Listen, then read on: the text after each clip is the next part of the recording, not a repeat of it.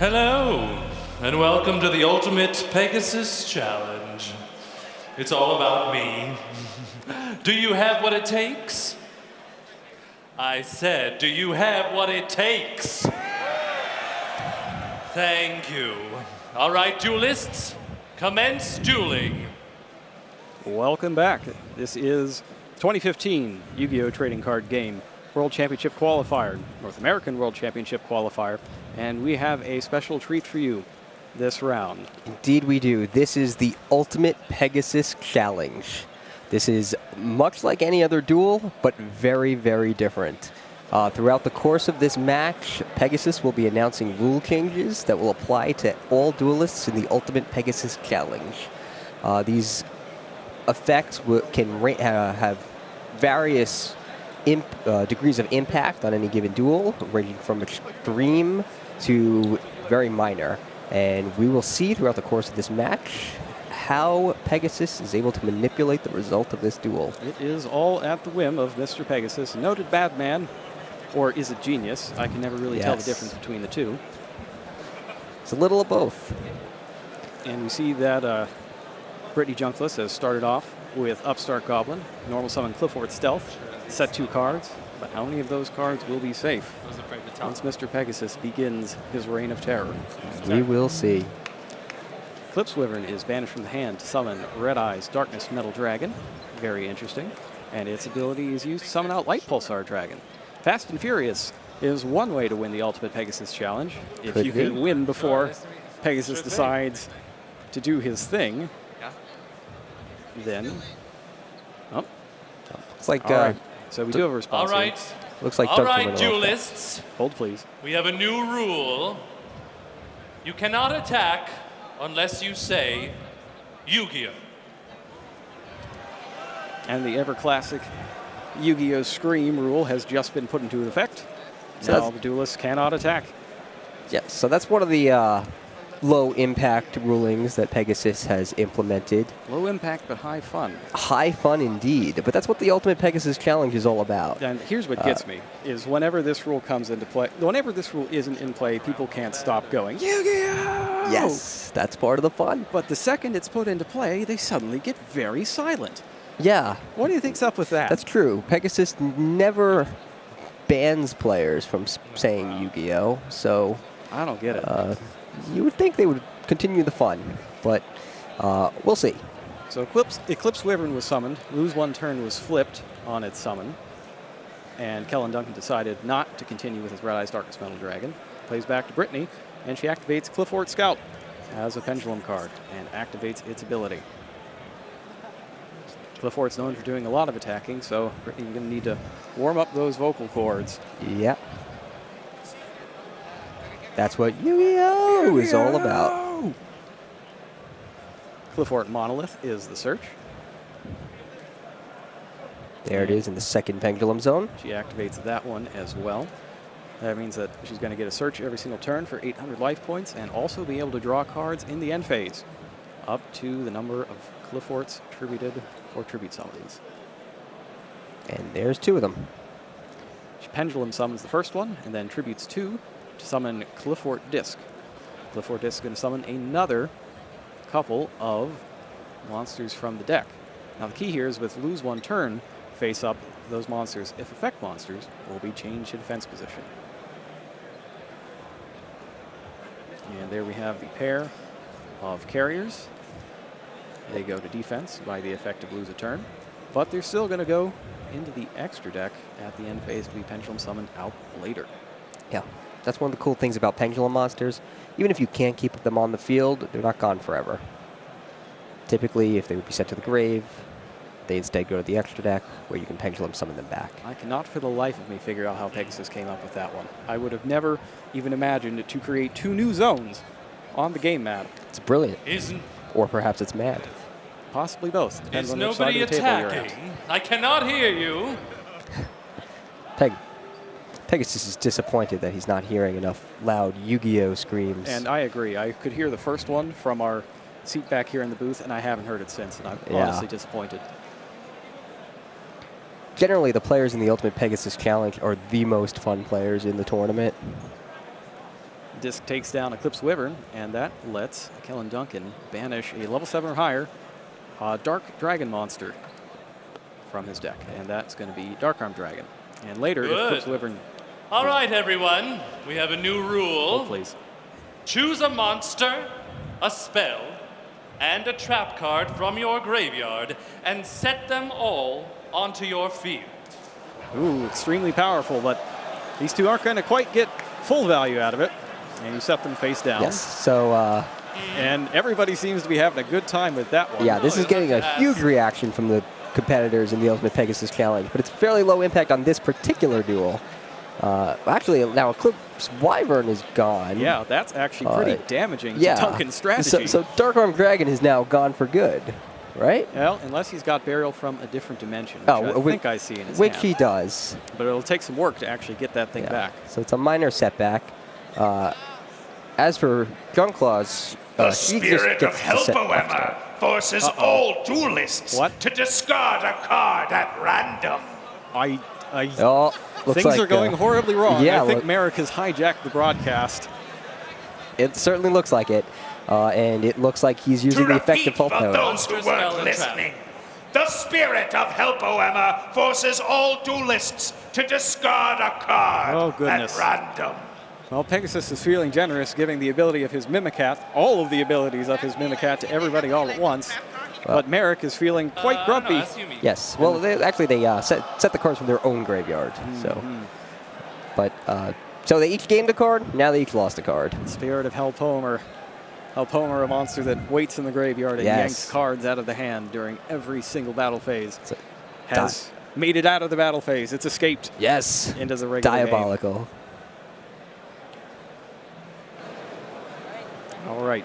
So Light Pulsar Dragon is summoned, and it looks like Dark Flare Dragon was the card lost on Duncan's side. Summoner's Art on Junkless' side. And the game continues. It does. But how much longer can it go on uninterrupted? Apparently a lot less time than I thought it would. be. I was not expecting the Merrick interrupt. I guess we're fine as long as neither of us get taken over by the Millennium Rod. That would be poor. That's the best time for a villain to strike, when you don't expect it. Well, I'm on guard now, but I don't know how the rest of the players in the Ultimate Pegasus Challenge are doing. Light Pulsar Dragon's on the field, and oh my. Clifford Scout is used to search out Apocryphort Towers.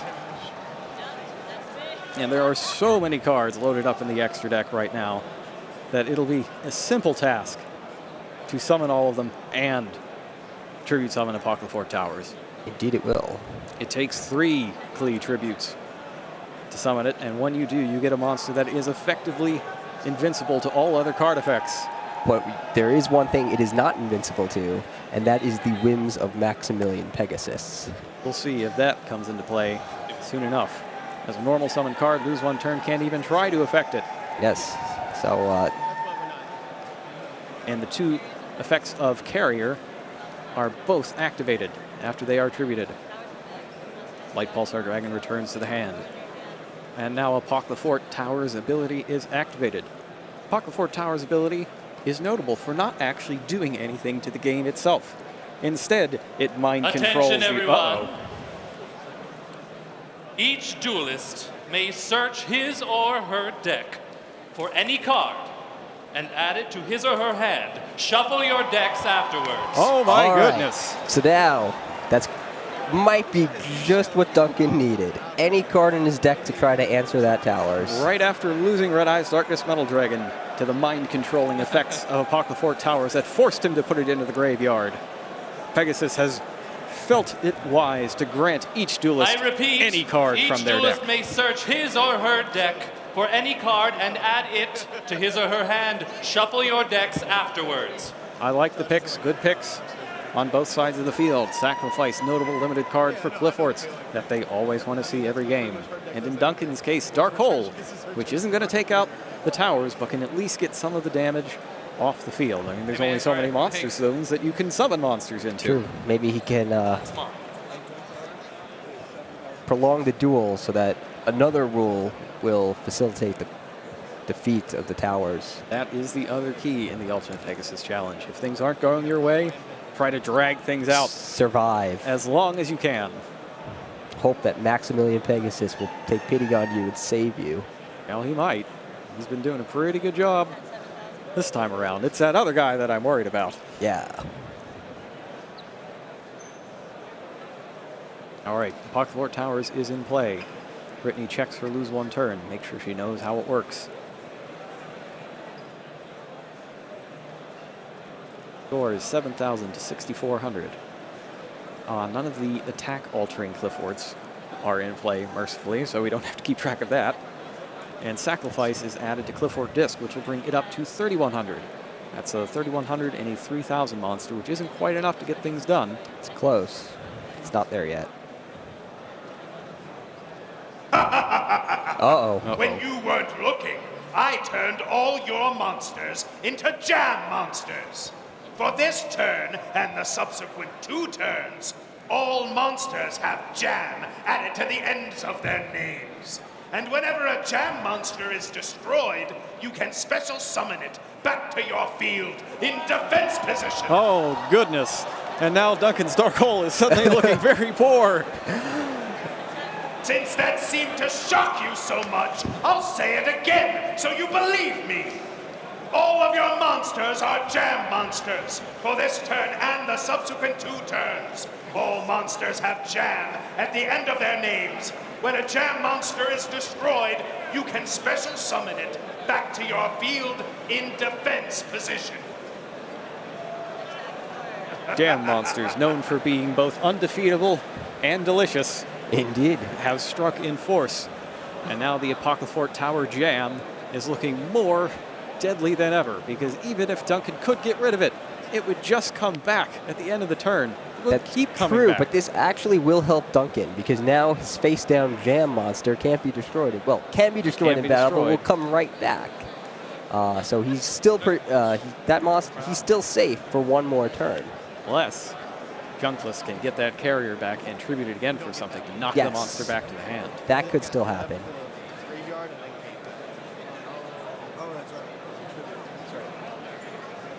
Duncan is checking things out. He's going to go ahead and banish appears to be a light and a dark monster from his graveyard for Light Pulsar Dragon, which is summoned and is shifted to defense position by lose 1 turn. He's hanging on there at 900 life points and may have been given the chance to get back into this with an unending wall of Dragon Jam. You see my conundrum here? And that dragon is in fact in defense. Exactly where Duncan wants it. Yes, it is. The only thing that could go super wrong is if Junkless has the Fort Shell in her deck to inflict piercing battle damage. Aerial from a different dimension is activated to put Eclipse Wyvern, Dark Flare Dragon, and Dark Arm Dragon back into the graveyard.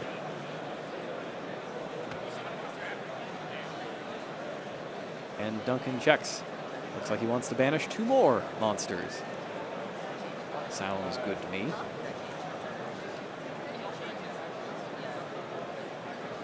Going to, looks like he wants to swap Dark Flare for Dark Arm. Seems like a reasonable request. All right. So looks like he's special summoning that Chaos Sorcerer Jam. Yep. Chaos Sorcerer Jam is, its effect isn't going to be particularly useful right now because there are 2 Cliff Forts on the field with levels higher than it. Also, Its effect is negated from its lose 1 effect. turn, and it's losing its attack points, and I think defense points as well, to Apocalypse Tower Jam. Yes, but the Gam effect is not negated by lose 1 turn. Right. Merrick overrides that. So for 1 more turn, it appears he might be safe. This looks like it's the last turn that all monsters on the field become jam monsters and would be special summoned back to the field if they're destroyed. The trick is, in fact, keeping those life points safe. And Apocalypse Yes. Towers doesn't destroy anything with its ability. It forces the opposing duelist to send one of their monsters from the hand or the field to the graveyard.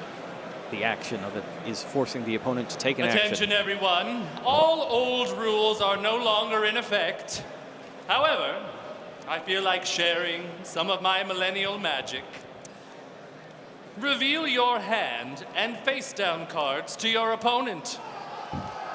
All right, so it looks like Pegasus has just overrides Merrick's jam mandate.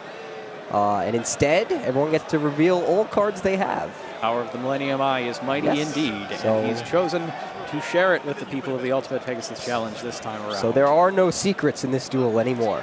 And there's no infinite walls of monsters either. And we see that Ryko was on Duncan's side of the field. Classic flip effect monster is one of the most highly used for its ability to destroy any card on the field.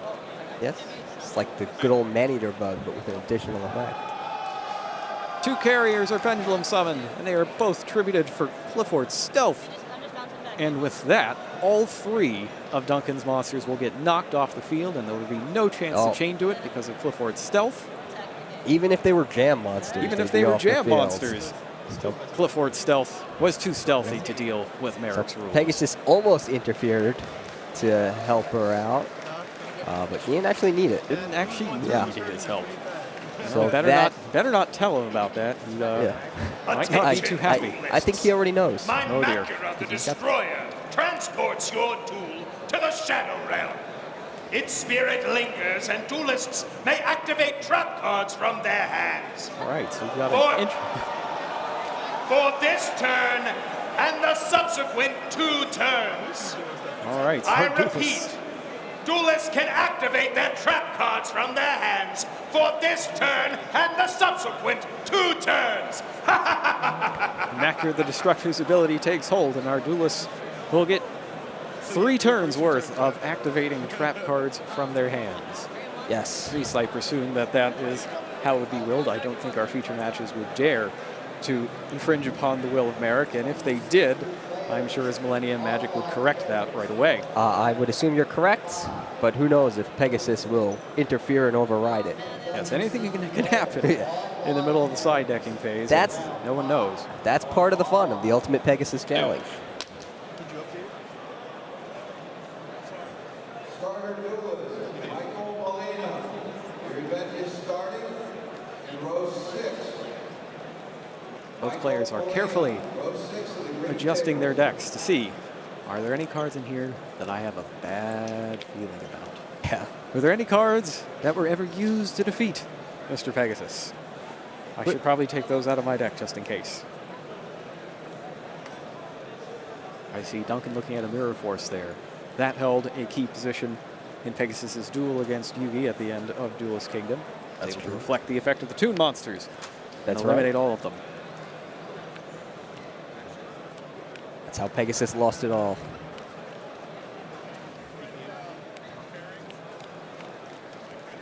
Looks like Brittany is just about ready, shuffling up.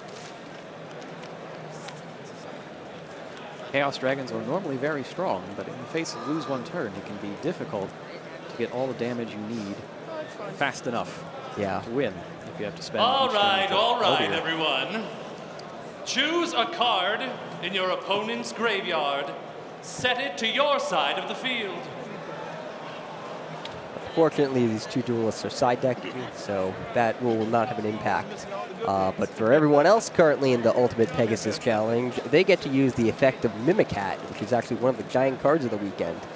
And they get to set any card One from more the time. opponent's Choose a graveyard. card in your opponent's This, I think, works in graveyard. Duncan's Set favor. it to your Duncan's side deck of the field. puts a lot of cards into the graveyard. Brittany Jungles does not. That's they true. mostly go to the extra deck. You're right. So that rule would have been more beneficial to her had it been made while they were still doing it. And it looks like they are ready to get back underway here.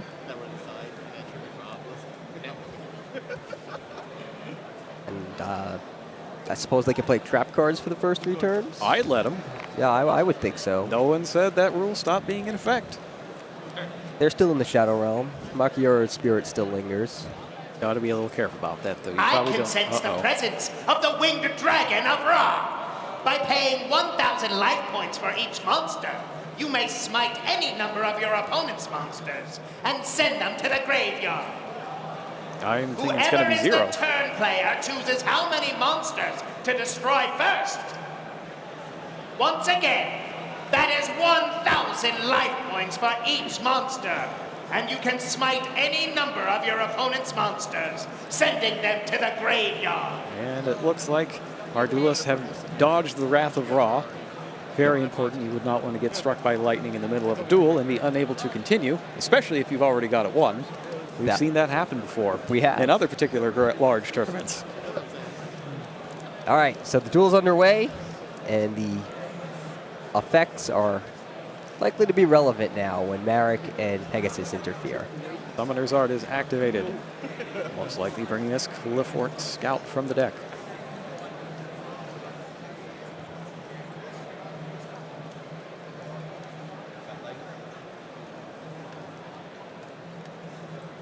Head and offers it for a cut, although I think it's highly likely that we'll be seeing another search before the turn is through. Goes with Upstart Yes. Goblin next. That's interesting.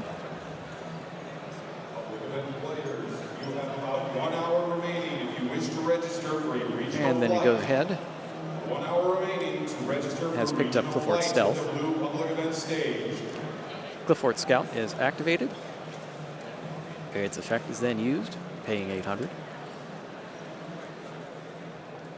Takes a look through.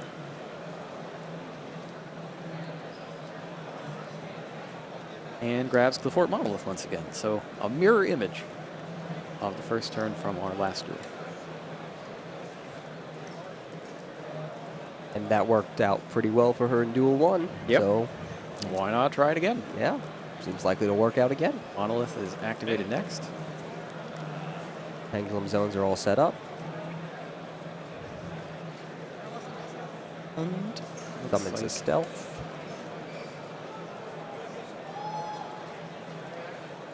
It's like a normal summon of stealth. The rest of the cards in her hand are traps. She sets 2 of them face down and keeps Climate Change in hand. Lila, Lightsworn Sorceress is summoned. That's a good card right now. Lila has 1,700 attack points. and All can- right, everyone. Each duelist may draw up to 2 cards, but loses 1,000 life points for each card he or she chooses to draw. Well, I think Duncan is Now, going to take advantage of whoever's that. turn it is must decide first. So you can pay up to 2,000 and get 1 draw for Let each me repeat 1,000 that. points you Each pay. duelist may draw up to 2 cards, but loses 1,000 life points for each card he or she chooses to draw. And whoever's turn it is must decide first. And Duncan's wasting no time. Yeah, that Lila hasn't even hit the field yet. He's already drawn his 2 absolutely cards. like, nope, I'm taking my 2 cards off this. Yes. And So, Junkless is taking a close look at Lila. Her ability lets her shift defense position to destroy any spell or trap on the field. but it looks like these players don't realize Makiura is still in play. She set 2 cards to her back. Or one of them I was think lose she 1 might. turn, which she would have set anyway. But the other Yeah. was Solemn Warning, which you could expect she probably would have kept in her hand. She might be thinking about playing the Climate Change from her hand if any of her cards are destroyed by Lila. That is also possible. And she just picked up Bottomless Trap Hole as well off of the rule, but not before Lila was already summoned. Okay, Charged Light so Brigade looks is like- up next. Looks like she let Lila reach the field. And she did pay 1,000 to get a draw. Duncan paid 2, but he had that free 1,000 for. I'm feeling a little Uh-oh. homesick.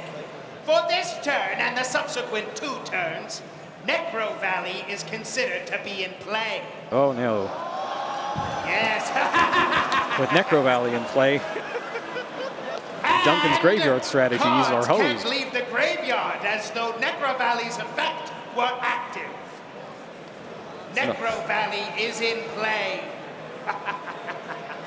But not only is Necro Valley active, its abilities to stop cards from leaving the graveyard are also in play, leaving Duncan out of luck if he wants to banish any of his monsters or revive them, Purely evil. which is, in fact, one of the main strategies of the Chaos Dragon deck.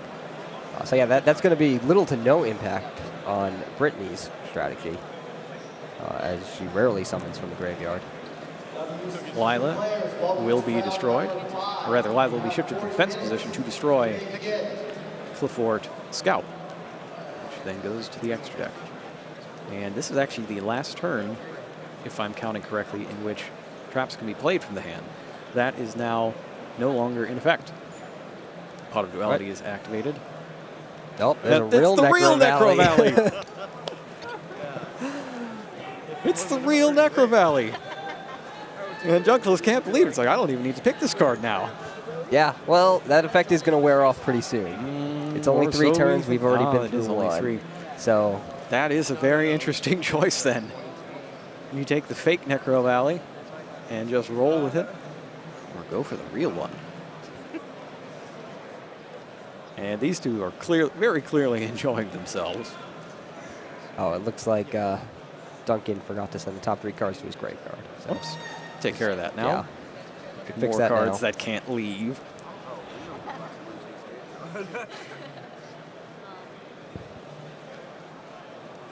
Is a tough choice. That's it. Valley of the Kings. Wonder if Merrick's Millennium Magic had anything to do with that. Necro Valley is now in her hand. And on the field, but also not on the field. Riddle me that. How does that work? 2 cards face down.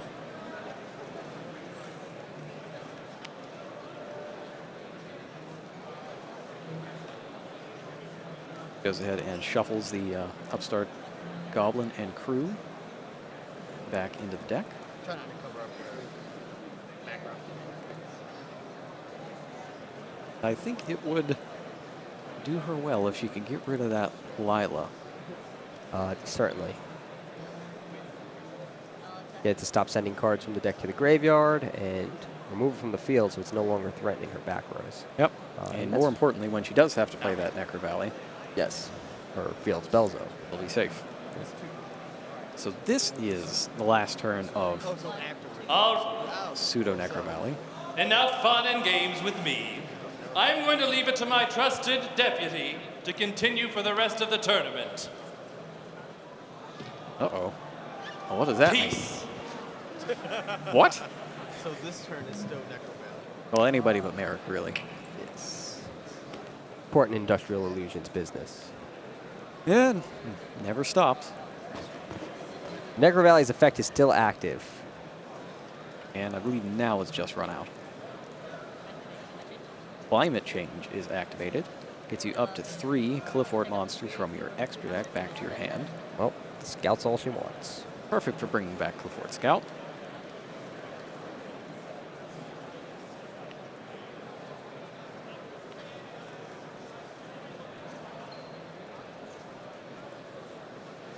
Reactivates the scout. Thinks about what she's going to do next, how she's going to most effectively use that scout. Still got the Necro Valley. And is that Solemn Warning? Is that still Solemn Warning? And did you take the 8? That is a solemn warning in her hand. She took 1,000. He took 2,000, but she played upstart. Oh, so I was right. You were right. Wow. Yep, 62. Just think about what is that face down monster. Well, there's already been Ryko. Ryko's been seen.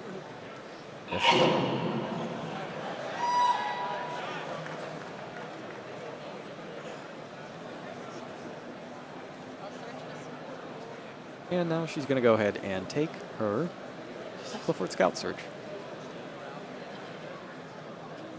Like she's adding Clifford Carrier to her hand. Really a good choice. Being able to constantly recycle Clifford Carriers and tribute them for your bigger monsters is a great way to make sure that your opponent is never able to defend against you. She goes ahead and tributes Clifford Stealth for Clifford Carrier. That puts it into play with its full level.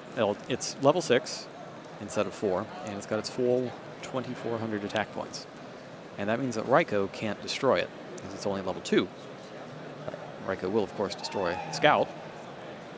So that is the most pressing need. Seems like a wise choice since the scout gets an extra card to her hand every turn. And the 3 cards are sent to the graveyard. Looks like Card Trooper.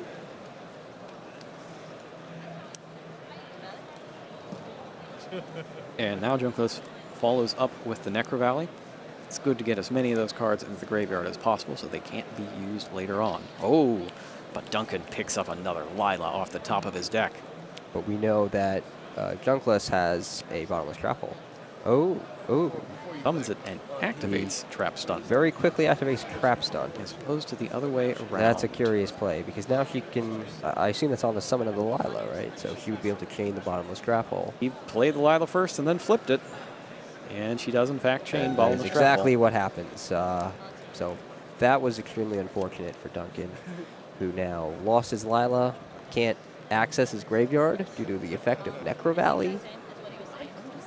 He's going to have to deal with more Cliff Forts next turn. And yeah. Brittany can recompile her pendulum zones. Is she able? Well, she's not able to at the moment, right? I don't believe she has another pendulum monster in her hand. No, she'll need to draw one of the many scale 9 Yes. monsters in the deck. It could be another Scout, could be a Summoner's Art, could be Helix. Yes. So there's a lot of cards you can draw to assemble that field next turn. But presently, she doesn't have it. All right. Burial from a Different Dimension is activated to put Lila back into the graveyard. Doesn't accomplish much here, because he still can't summon any of the cards in his hand, since he's already normal summoned and can't banish from his graveyard. So he can't summon that Blackluster Soldier Envoy at the beginning, or that Light Pulse. Wow. Junkless picks up Summoner's Art, and she's going to go get the other Cliff Fort Scout.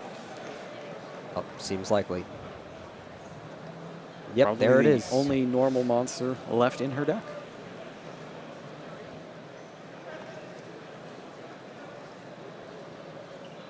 That, the pendulum zones will be reoccupied. Once again, she pays 800 life points to get another card from her deck.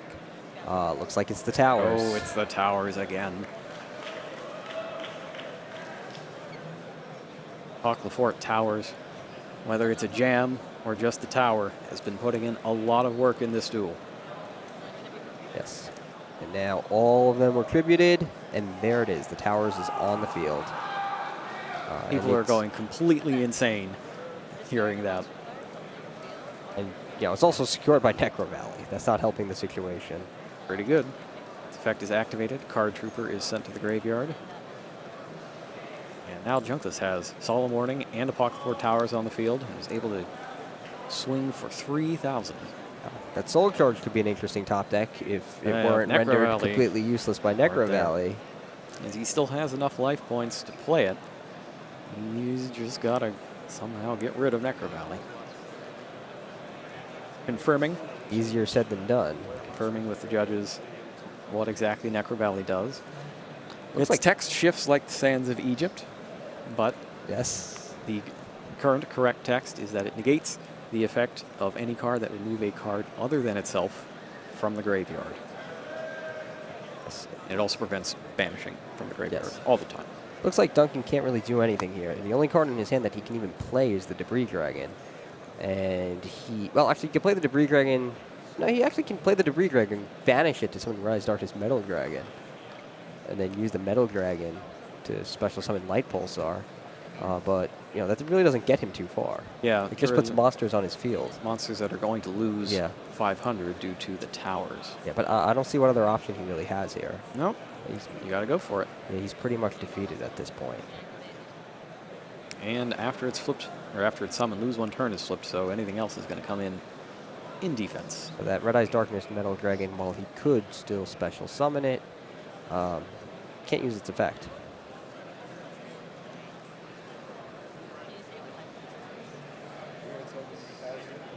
Duncan takes another look at Necro Valley. He's paid 2,000 life points to the rules to draw 2 cards, and he's taken 3,000 from Apocryphal Towers. Yes, he did gain 1,000 from Upstart Goblin. But he's not in great shape. Nope. Real question here is, can he survive one more turn? That is what he's trying to figure out right now, and his only real shot is to put up a big wall in defense position. Yes. Realistically, though, is even if he does survive one more turn, what is he hoping to draw? Is there anything that can actually save him? That's a good question. He would need some kind of attack modifier to make a monster big enough to get rid of the towers. So he could say, well, if he still had his normal summon, he already used the normal summon, but being able to special summon the Red Eyes, tribute it for Light Pulsar, and then if he had an equip card, for example. Or Honest. What's that? Dragon Shield? Oh no, that just makes it indestructible by battle. Doesn't give you thing. I'm thinking of the other shield that you use with warriors. I think it's called Magnum Shield. That players used for a while with warrior monsters to defeat Apocryphal Towers. They strapped it to Dante, who has 2,500 defense to be added on to his 1,000 attack points. That's an interesting way to beat towers. Even with the 500 reduction, it's still 3,000. Yes. You'll be able to crash with the towers and get your Dante effect. Fortunately for Duncan, he has nothing like that here. He just has a Red Eyes Darkness Metal Dragon in defense mode. And it looks like it's back to Junkloss's turn. Paying And 800. Yes, and with the Scout still on the field, she's adding a disc to her hand. Pendulum summons 3 monsters out. That's Carrier Stealth and a Scout. 2 of them are attributed for disc.